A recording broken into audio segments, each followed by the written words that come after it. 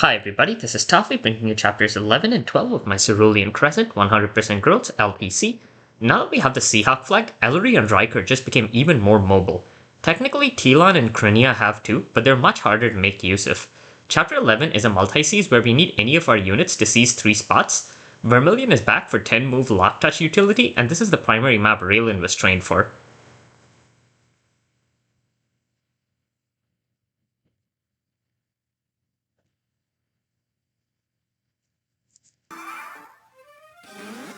Far to the north, we're joined by a new unit, Fine.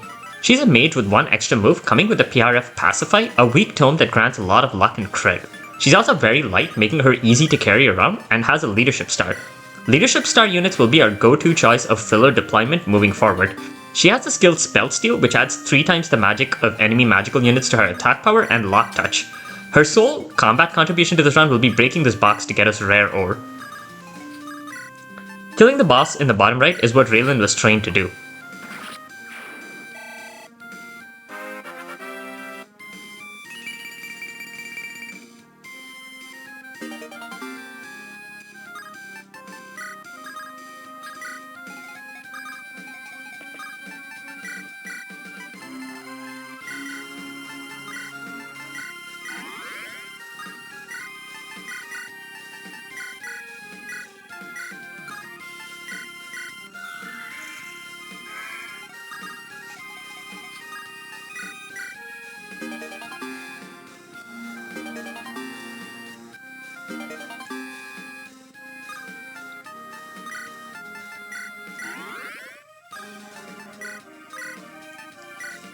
At the same time, she recruited a new unit, Basil, our first dark magic user. Basil has the skill Dark Might, which adds his strength to his attack when fighting at 1 range.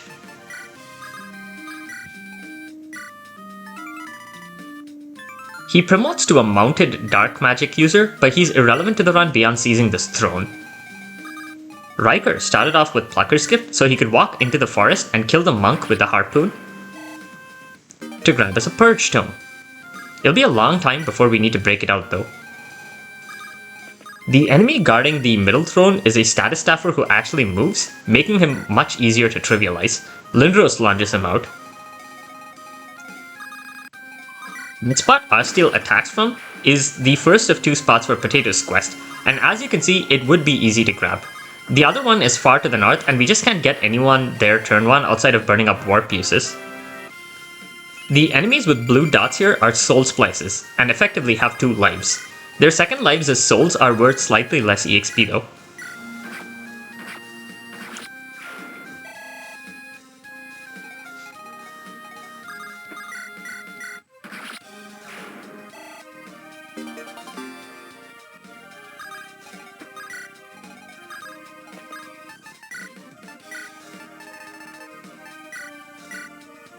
Chalice will hand Ellerie the Plucker's Gift and Eosif the Gambler's Folly before warping Gecko to the top left throne.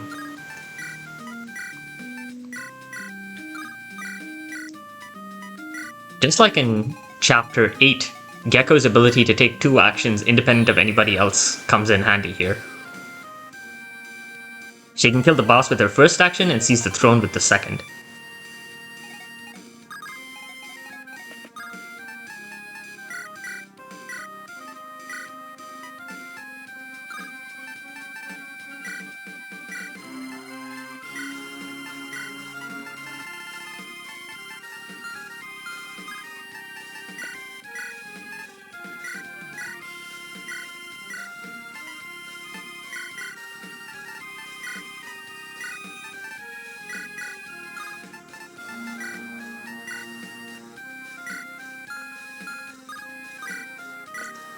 Here, we show off the first flag warp of the run. Ellerie fills up her inventory with the Seahawk flag in the second spot. Then, she'll kill the priest who drops his free staff and use the convoy warp to get rid of her weapon, leaving the Seahawk flag at the top of her inventory, meaning she procs Gale Force. Any lance user can pull this same trick, and it works with weapon breaks too, albeit needing more planning. Thankfully, there are enough convenient item traps that we only need to rely on a flag break 3 times in this run.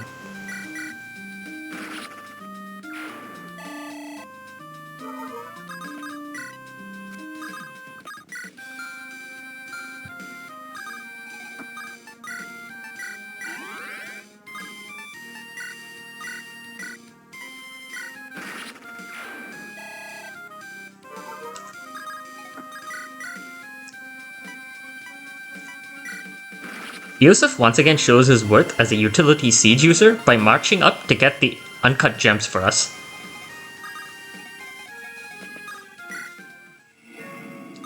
Vermilion visits the village to get us a killing edge, though we won't ever use it.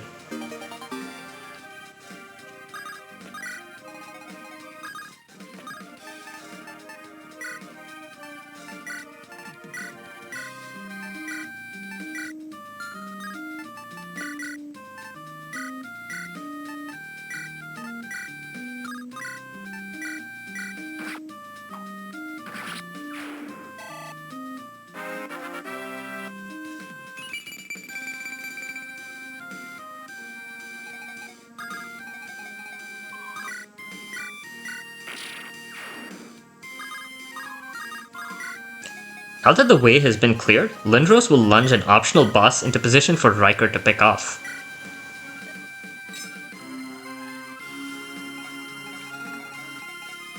Since the boss drops her Silver Lance, Riker can pull the same flag warp trick on her.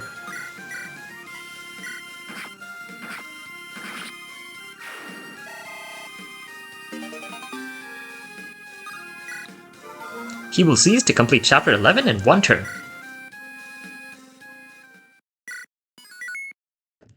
Chapter 12 is a multi-kill boss with a split deployment. We need to kill a total of 5 bosses, with an optional 6th one for Chop's quest. We'll get the last of Igo's documents, and we'll also take the opportunity to train some units up, of course.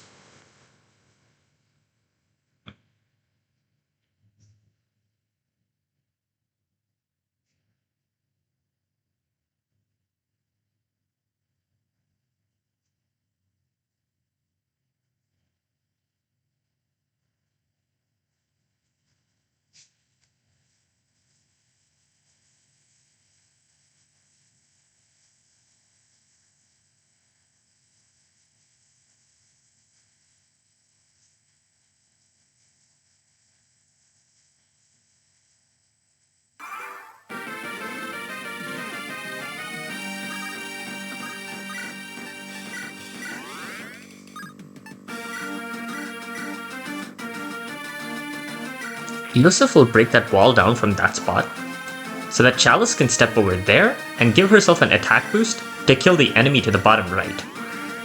This will help block off Asil and her log from the enemies on enemy phase to focus skills in more productive directions.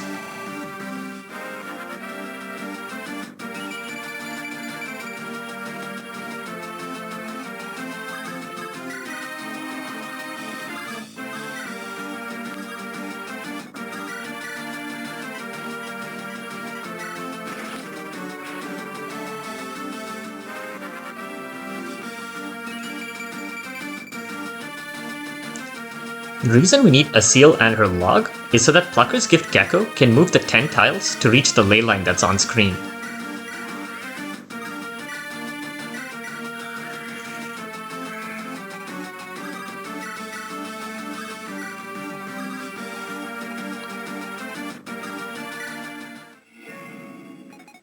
Stuck in that alcove is a new unit, Tasel. He uses bows and staves, coming with Canto Plus and access to the supply, and Synthesize, which lets him prepare special potions.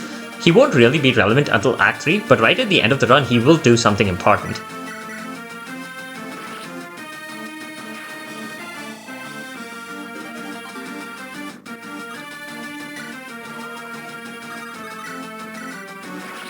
This boss drops the last of Igo's documents.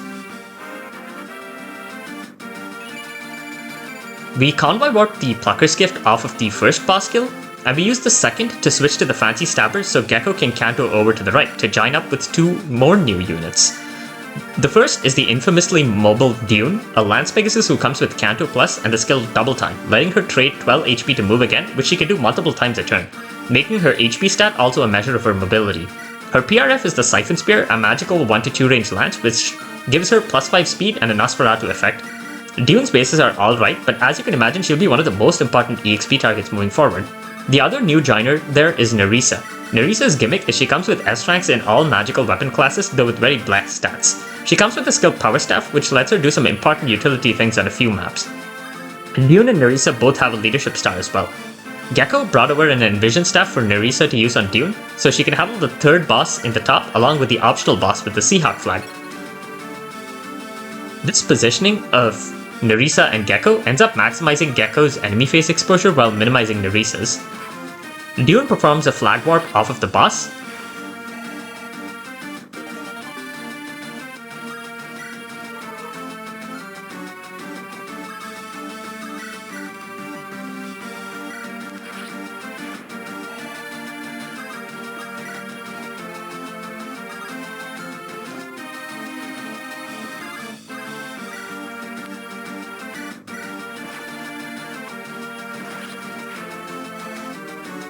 This Iron Axe is the requirement for Chop's quest and will net us a Brave Axe at the end of the map.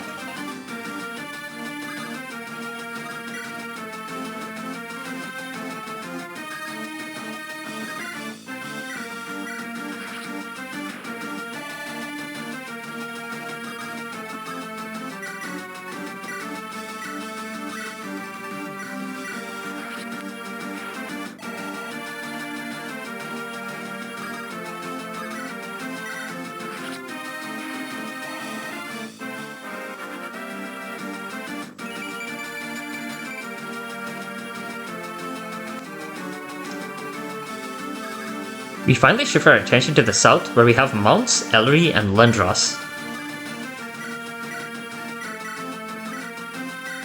Lindros will yank the center boss to the south for our steal to enemy phase later, while also handing Plucker's gift off to Raylan so that she can get into formation.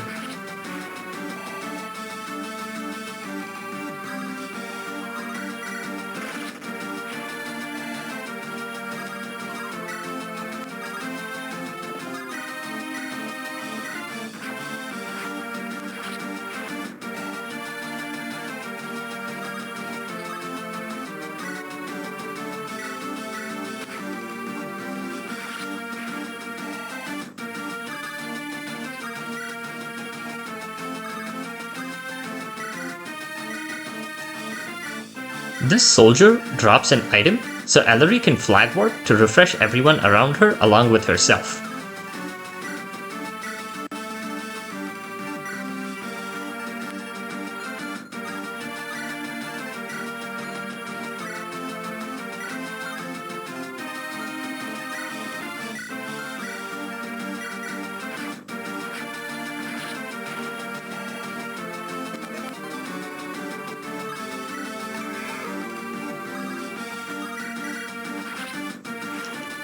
The 2 HP Miracle Thief from Chapter 3 returns here.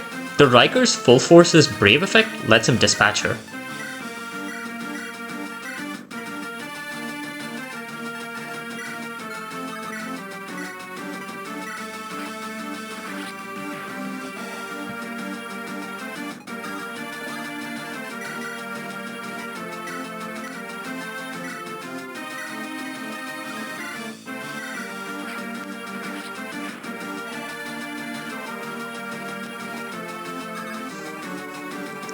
Raylan clears Riker's way and stays within 3 tiles of him to give him the support boost.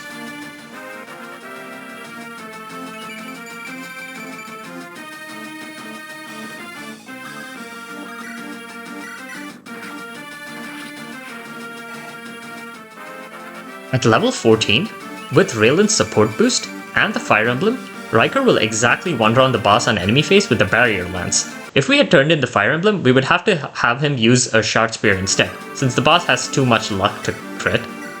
Though I guess we could have retooled the clear to have Gambler's Folly in the south. We'll let the enemy face play out. That'll be Chapter 12 in 1 turn.